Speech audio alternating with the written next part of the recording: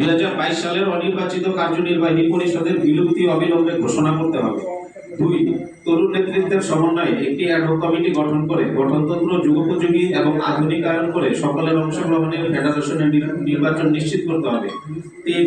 ভুয়া কাউন্সিলর, ভুয়া ক্লাব চিহ্নিত করে সঠিক কাউন্সিলর এবং ক্লাবের অংশগ্রহণ নিশ্চিত করতে হবে। 4. রাজনৈতিক পরিচয়ধারী খেলোয়াড়, কর্মচারী, কর্মকর্তাদের অপসারণ করে স্বচ্ছ এবং বৈষম্যের শিকার মেধাবী ব্যক্তিবর্গের অংশগ্রহণে বক্সিং ফেডারেশনের কার্যক্রম পুনর্বহাল করতে হবে।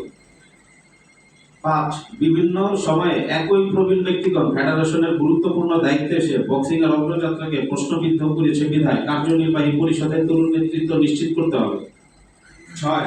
2018 থেকে অদ্যাবধি পর্যন্ত সকল কার্যক্রমের অডিট নিরপেক্ষভাবে পেশ করতে হবে।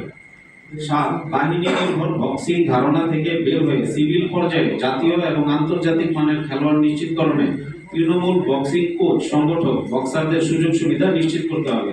আর ফেডারেশনের স্বচ্ছ ও জবাবদিহিতামূলক চর্চার পরিবেশ সৃষ্টি এবং স্বতন্ত্র আর্থিক কমিটি গঠন নিশ্চিত করতে হবে। তো আমাদের এখানে ঠিক আছে, আমাদের এখানে আটটা দাবি উত্থাপন করা হয়েছে, অর্থাৎ এখানে একটু সামান্য ভুল হয়েছে কারণে, কিন্তু আমাদের বাকি যে দাবিগুলো আছে সেটা হচ্ছে যে সার্চ কমিটি বর্তমানে গঠন করা হয়েছে, এই সার্চ কমিটি যেন আমাদের এই বৈষম্য বিরোধী বক্সিং ফেডারেশন গঠন এবং সংস্কার আন্দোলন আমরা যারা শুরু করেছি, আমাদেরকে যেন গোল টেবিলে ডাকা হয়, আমাদেরকে যেন আমাদের অংশগ্রহণ যেন নিশ্চিত করা হয়। পরবর্তীতে আমাদের দাবি হচ্ছে মাননীয় উপদেষ্টার নিকট যে আপনি অবশ্যই সঠিক যাচাই বাছাই করে কাদের নাম দেওয়া হইতেছে, তাদের প্রোফাইল ব্যাকগ্রাউন্ড চেক করে এবং আমাদের কাছে যে সকল তথ্য প্রমাণাদি আছে সেই সকল তথ্য প্রমাণাদি বিচার বিশ্লেষণা করে তারপরে যেন সিদ্ধান্ত নেওয়া হয়।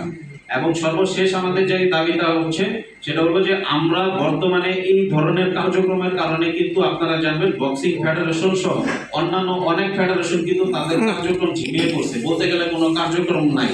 আমরা যেটা স্পষ্টভাবে বলতে চাই যেন আমরা যারা বর্তমানে যারা বক্সার আছি, যারা কোচ আছি, সংগঠক আছি, এই মীমাংসা না হওয়া পর্যন্ত জাতীয় ক্রীড়া পরিষদ যেন আমাদেরকে এখানে নিয়মিত প্রশিক্ষণ চর্চা থেকে শুরু করে প্রয়োজনে ব্যক্তিগত উদ্যোগে যদি আমরা ফান্ড কালেকশন করে ইভেন্ট পরিচালনা করতে পারি সেই সুযোগ যেন আমাদেরকে তৈরি করে দেওয়া হয়।